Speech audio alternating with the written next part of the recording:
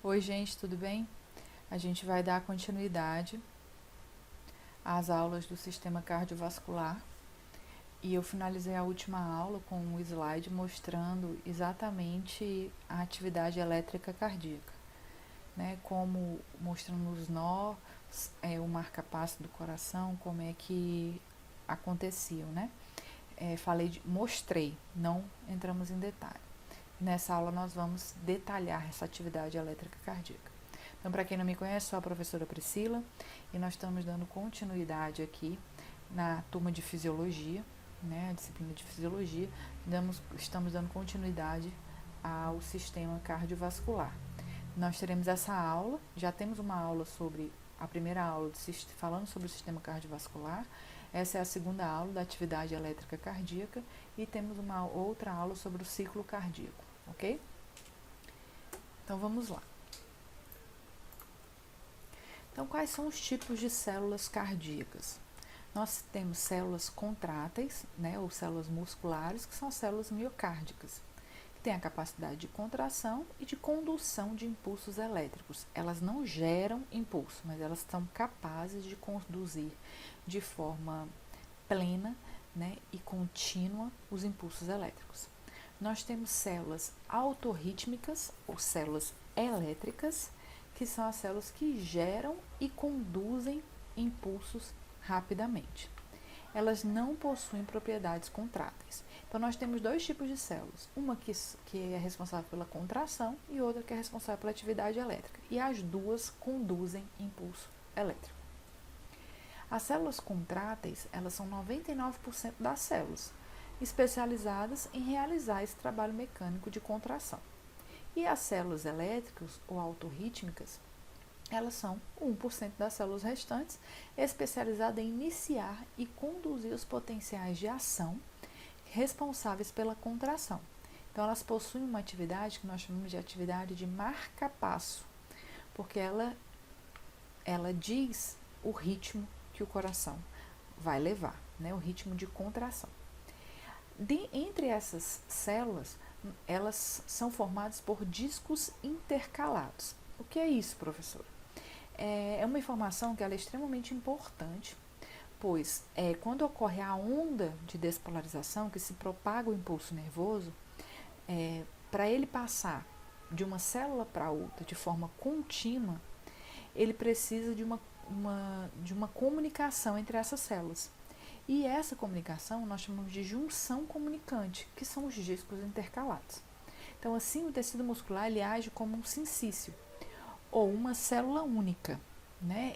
Parece que ele é uma única célula, por causa dessa união, por causa desses discos intercalados. Então, um sincício atrial e um ventricular que auxilia na ritmicidade e cronicidade do coração. Então, vamos ver. Aqui eu tenho os discos intercalados. Então, tá aqui, a corrente elétrica ela é gerada, essa daqui são as células. A gente observa que as células, elas são unidas por esses discos. Então, aqui eu tenho os discos intercalados, vendo? Parece que isso aqui é uma célula só, mas isso aqui são células unidas pelos discos. E eles são importantíssimos para que ocorra a passagem da corrente elétrica, ou seja, a passagem, quando ocorre a despolarização, a passagem do impulso elétrico, para que o coração tenha uma sincronicidade, para que ele tenha que ele se contraia por igual, né? Ele consegue distribuir e espalhar a corrente elétrica. Então, a despolarização das células marca-passo ela é conduzida rapidamente para as células musculares adjacentes através das junções dos gaps dos discos intercalados. Então, está aqui, mais uma vez, esses aqui são os discos intercalados, aqui ele maior, né? Então, a gente observa que eles conseguem, né, essas gaps aqui, desses discos intercalados, eles conseguem fazer com que a corrente elétrica passe, né? Então, as junções comunicantes que permitem, são comunicantes que permitem que o citoplasma de uma célula entre em contato com o citoplasma da outra célula. E elas vão se comunicar de uma forma contínua, fazendo com que o potencial de ação, a corrente elétrica, passe de forma uniforme por todas as células. Então, aqui mais uma vez, né? A corrente elétrica ela é gerada, ela passa através dos discos, né? E ela permite, essas junções comunicantes, permite que a corrente vá passando para a célula, de célula em célula, ou seja, que o citoplasma de uma célula entre em contato com o citoplasma da outra célula e essa corrente seja contínua. Então, as junções comunicantes são essas junções, né, que permitem com que ocorra a passagem da corrente elétrica. E como ocorre essa passagem? Passagem é um canal, né? Ocorre passagem de corrente elétrica, pode ocorrer passagem de íons, é um canal comunicante. Então, proteínas são proteínas, todos os canais são proteínas, né, de membrana formando um canal entre as células, onde nós vamos ter a passagem aí da corrente elétrica. Então, o coração, ele tem essas células elétricas, né, que funcionam como marca-passo cardíaco. As células do miocárdio, elas se diferenciam, né, elas perdem propriedades contráteis, são as células elétricas que geram e conduzem o impulso elétrico. A importância dessas células é a despolarização ordenada e sincronizada. Então, a importância dessas células elétricas é porque quando ocorre a despolarização, a passagem do potencial de ação, isso ocorre de uma forma ordenada e sincronizada, o que permite que a gente tenha o batimento cardíaco ordenado, certo? Ele pode ser alterado, eu posso ter um ataque cardíaco? Posso, quando eu tenho principalmente a ação do sistema simpático, né? Eu posso ter uma bradicardia? Posso. Né? Então, você vai ter outras interações, outros estímulos agindo aí nessas células elétricas, né? Mas a elas, esse tecido, né, o tecido cardíaco, ele, por causa da presença dessas células elétricas, ele é capaz de gerar o seu próprio potencial de ação. Então, mais uma vez aqui, a gente viu essa imagem na última aula, né? Então, a gente tem aqui o processo de contração, né, cardíaca, onde eu tenho a passagem do sangue, aqui, que a gente viu na aula passada, a gente explicou todo esse circuito, né, sanguíneo, cardiovascular. Então, a gente tem aqui, vamos entender os nós, o que são os marcapassos, né? Nós temos o nó sinoatrial, que é esse daqui, é o principal marcapasso do nosso coração. Nós temos o nó átrio-ventricular, nós temos o feixe de His e as fibras de Purkinje, que permitem com que esse estímulo elétrico passe para as outras células, demais células. Então, o nó sinoatrial é o tecido nodal mestre, né? É ele que envia o impulso nervoso em uma frequência alta para os átrios e para o nó átrio-ventricular. Então, a frequência ela é emitida aqui no nó sinoatrial e ela é emitida para o átrio e captada pelo nó átrio-ventricular. Esse daqui vai regular a força dessa frequência que foi enviada, desse impulso nervoso que foi enviado, e envia para os feixes, o feixes de His. E depois do feixe de His vai para as fibras de Purkinje, no qual esse impulso nervoso consegue chegar até os ventrículos em uma frequência mais baixa. Né? Então, a frequência do disparo ela vai de 60 a 100 vezes por minuto. Depois ela cai de 50 a 60 vezes por minuto. Ela é modelada aqui no nó átrio-ventricular. Quando ela passa pelo feixe de His, que ela chega nas fibras de Purkinje, ela chega então nos ventrículos. E essa frequência de disparo ela é 30 a 40 vezes por minuto. Então ela vai diminuindo a frequência. Isso se faz necessário porque o fluxo sempre sai do átrio para os ventrículos, sem retorno, porque há diferença de frequência entre o átrio e o ventrículo, ok?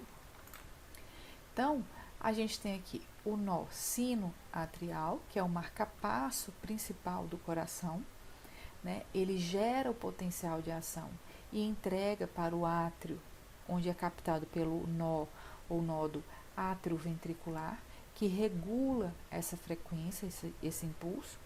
Ele entrega para os feixes de His, que entrega para as fibras de Purkinje, que então conduz o impulso até os ventrículos.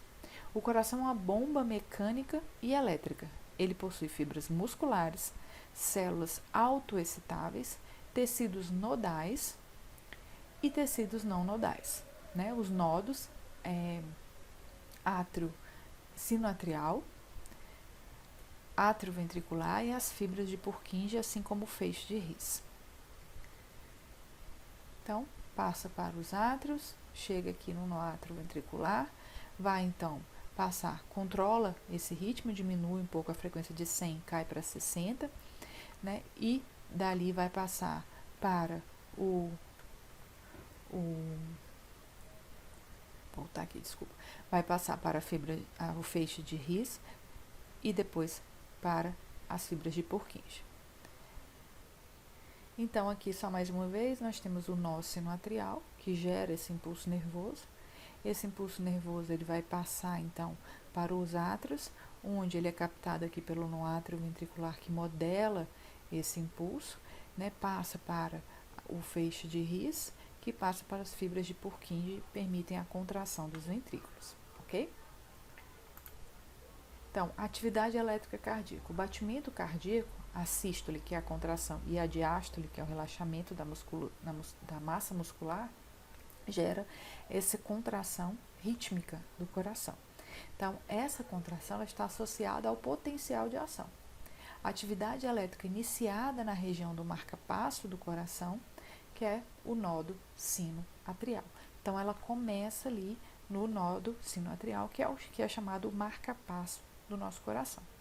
Então, do nó sinoatrial, ela vai através das vias internodais, chega ao nó atrioventricular, onde passa para o feixe de His, que temos o ramo direito e o ramo esquerdo, passando aí para as fibras de Purkinje, que vão para o lado ventrículo direito e ventrículo direito e esquerdo do coração. Então, se propaga aí para todo o coração, permitindo que ocorra a sístole, a contração desse coração.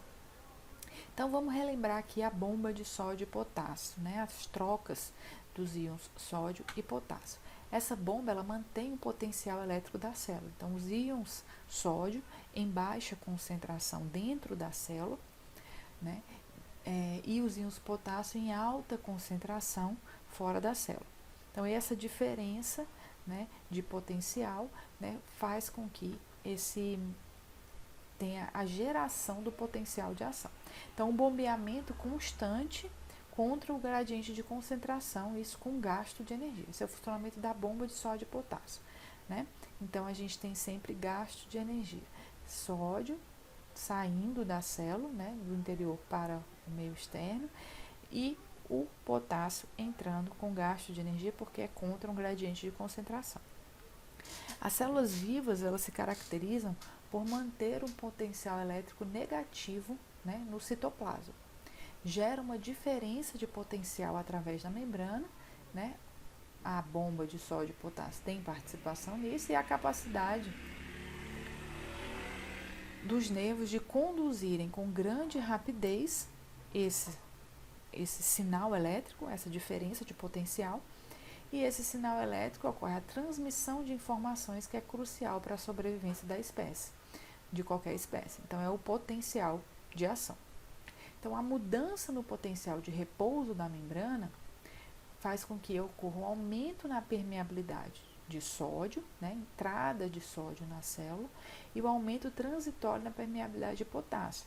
Então, o sódio, que ocorre a alteração. Na bomba de sódio e potássio, como a gente viu aqui, né, eu tenho sódio saindo e potássio entrando. Então, sempre dois sódios, né, sódio Na mais potássio, 2 mais Na, K, potássio K positivo, né? Então, sódio saindo, potássio entrando. Aqui, a gente vai ter a permeabilidade maior para o sódio, uma entrada do sódio, um aumento transitório da permeabilidade de potássio, a saída. Ocorre, então, a despolarização, que alcança o limiar de estabilidade, amplitude que não depende do estímulo inicial. Então, a mudança do potencial negativo para o positivo, com um rápido retorno para o potencial negativo. Então, nós temos, sai do estado de repouso, nós temos uma despolarização com aumento de sódio e a gente tem uma diminuição da concentração de sódio por aumento de potássio, que ocorre a repolarização, depois nós temos uma hiperpolarização. Aqui é só para relembrar o potencial de ação, né? Então, sai aqui do estado de repouso, né? Nós temos uma fase ascendente, onde ocorre uma despolarização, temos o pico, e depois ocorre uma repolarização, uma hiperpolarização, certo? E volta ao potencial de repouso.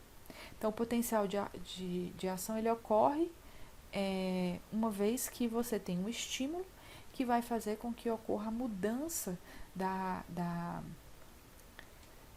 permeabilidade iônica, né, e a mudança da característica iônica no interior e no exterior da célula, fazendo com que essa célula se despolarize. Ela se despolarizando, a gente tem a formação do potencial, depois ela se repolariza, hiperpolariza e volta ao potencial de repouso. Então, o potencial de ação em células cardíacas, ele é diferente do potencial nas células autorrítmicas, iniciado pelas células marca-passo nodais, né? A gente viu quem inicia esse processo, varia nos mecanismos iônicos, o potencial de repouso na membrana ele é menos 90 milivolts, o potencial de repouso na membrana muda pela atividade elétrica do marca-passo. Então, qual é a diferença aí? A diferença é que nós temos um platô que a gente não vê nas células clássicas, né? Então, eu tenho um aumento na concentração de sódio, né? Uma despolarização, os canais de sódio se abrem, aumenta a concentração de sódio, eu tenho aí o pico do potencial de ação. Ocorre, então, que os canais de sódio se fecham. Quando esses canais de sódio se fecham, eu vou ter diminuição na concentração de sódio. Só que os canais de cálcio estão abertos e os canais de potássio rápidos estão fechados. Então, eu tenho diminuição de sódio, diminuição de potássio, mas um aumento de cálcio. Então, eu tenho aqui uma diminuição, mas eu tenho um platôzinho, ela não cai de uma vez. Então, esse platôzinho ele é sustentado e aqui eu tenho os canais de cálcio fechando. Quando os canais de cálcio fecham, abrem-se os canais lentos de potássio. Quando os canais lentos de potássio abrem, eu tenho aumento de potássio, mas de uma forma lenta. Aqui eu tenho os canais de potássio fechados, são canais rápidos. Então, quando eles se fecham, rapidamente cai a concentração de potássio. E aqui eu tenho os canais lentos de potássio abertos. Então, eu tenho uma queda, né, uma repolarização, e aí ele volta para o potencial de repouso. Então, ele sai do potencial de repouso, que é menos 90 na célula cardíaca. Ocorre, então, a abertura dos canais de sódio, aumenta a concentração de sódio. Eu tenho, então, o fechamento, né, dos canais de sódio. Então, começa a diminuir sódio, depois eu fecho os canais rápidos de potássio e abro os canais de cálcio. Então, eu tenho diminuição de potássio e abertura do canal e aumento de cálcio, pela abertura do canal de cálcio. Tenho esse platôzinho aqui. Depois, os canais lentos de potássio se abrem e os canais de cálcio se fecham. E aí, eu tenho aqui essa repolarização e volta aqui para o potencial de repouso. Bom, nessa imagem, a gente vê aqui as fases do potencial de ação de resposta lenta e nós temos o potencial de ação de resposta rápida também, que a gente vai ver. Então, na fase, nós temos 4 fases.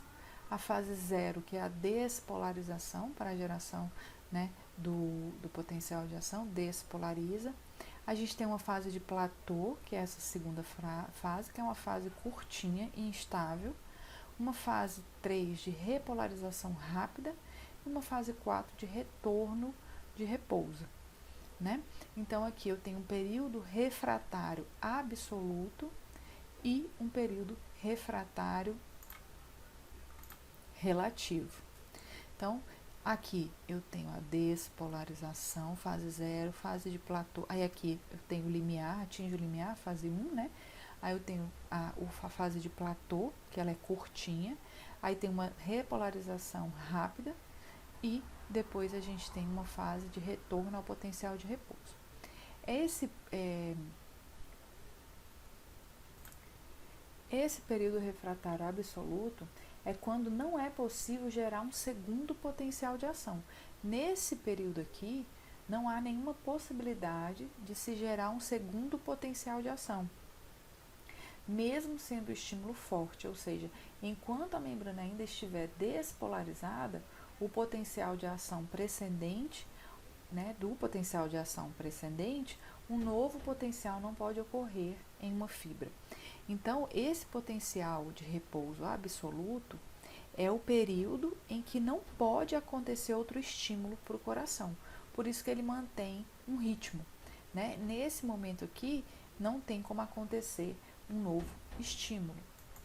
Já no período refratário relativo, é um intervalo no qual um segundo potencial de ação pode ser gerado, mas apenas por estímulos supraliminares, ou seja, esses estímulos têm que ser mais fortes que os normais capazes de excitar uma fibra cardíaca. Então, o período refratário absoluto é que não há nenhuma possibilidade de uma nova geração de potencial de ação. Aqui, nesse período refratário absoluto, existe uma possibilidade de se reiniciar aqui um potencial de ação, mas esse estímulo ele tem que ser muito forte para excitar essa fibra, certo? Então, aqui a gente viu sobre as fases do potencial de ação de resposta lenta. O potencial de ação de resposta rápida, a gente também tem fase 0, fase 1, 2, 3 e 4. A fase 0, né, sai da fase 4, que é a fase de repouso.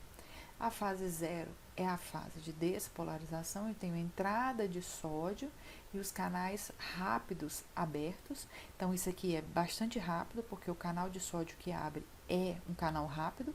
Então, isso aqui é muito rápido a abertura, rapidamente ele chega no pico, no limiar. Né? Eu tenho a fase 1, onde sai potássio pelos canais rápidos, então rapidamente diminui, aumenta a quantidade de potássio e fecha os canais de sódio, então diminui a permeabilidade de sódio. Eu tenho uma fase 2, que é uma fase de platô bem curta, onde entra cálcio ou sódio, né, e a condutância do sódio vai diminuindo.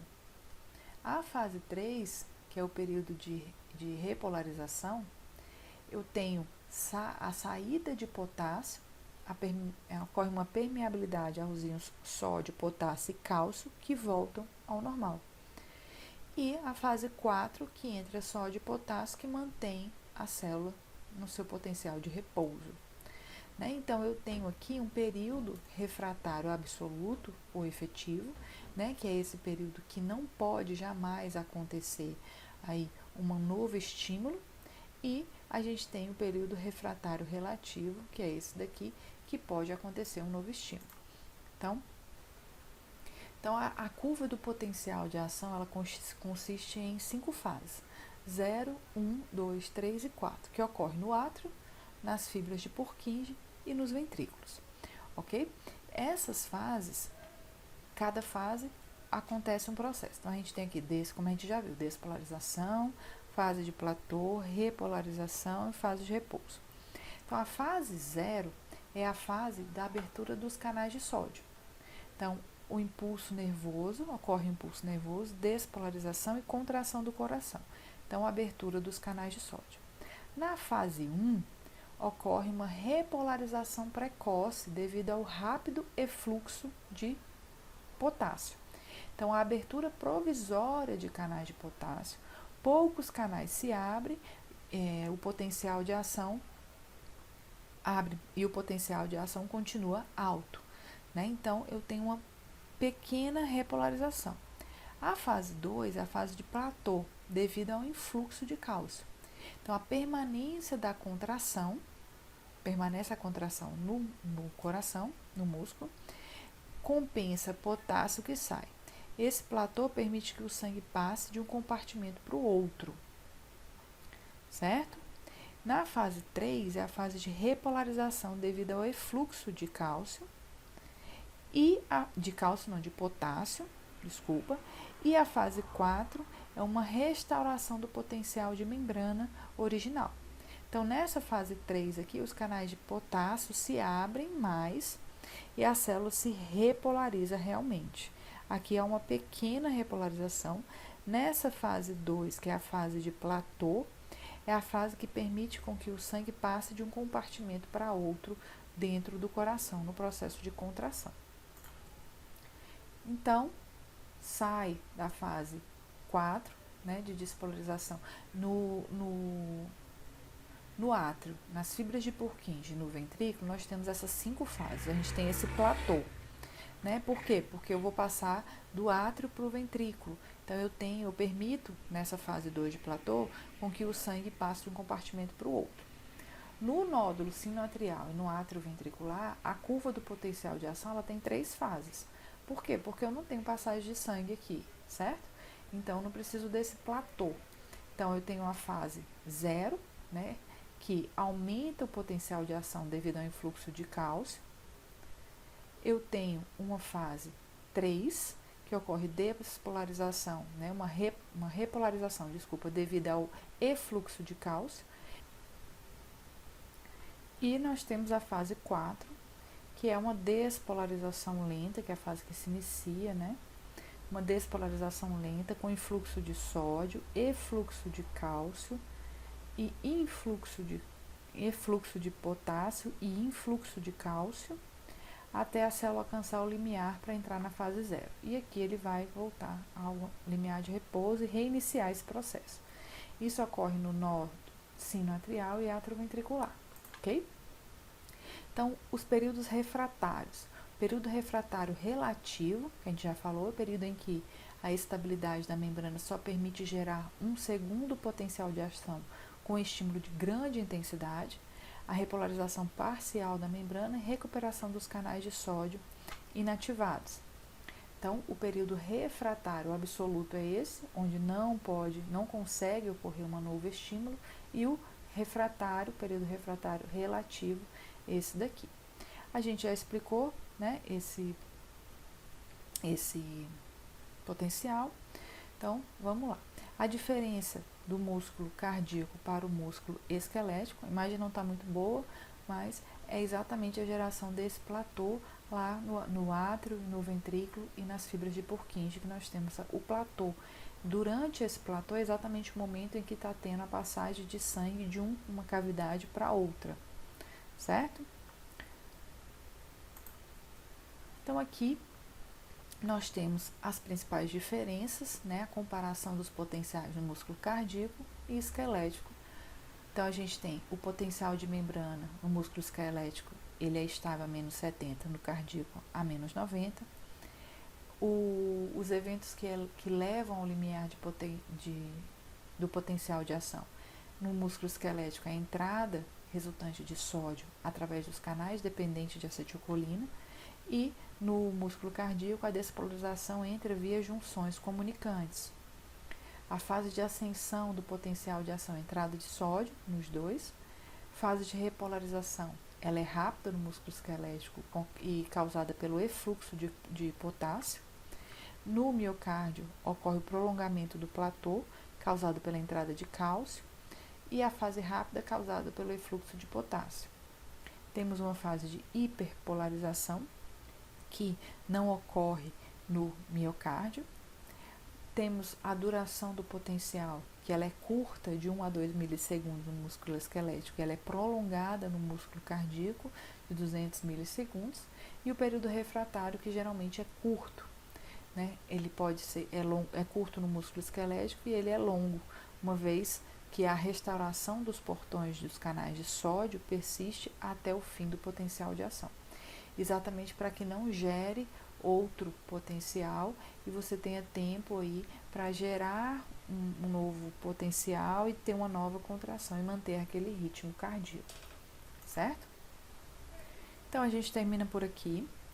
Essa foi a aula de ativação elétrica cardíaca.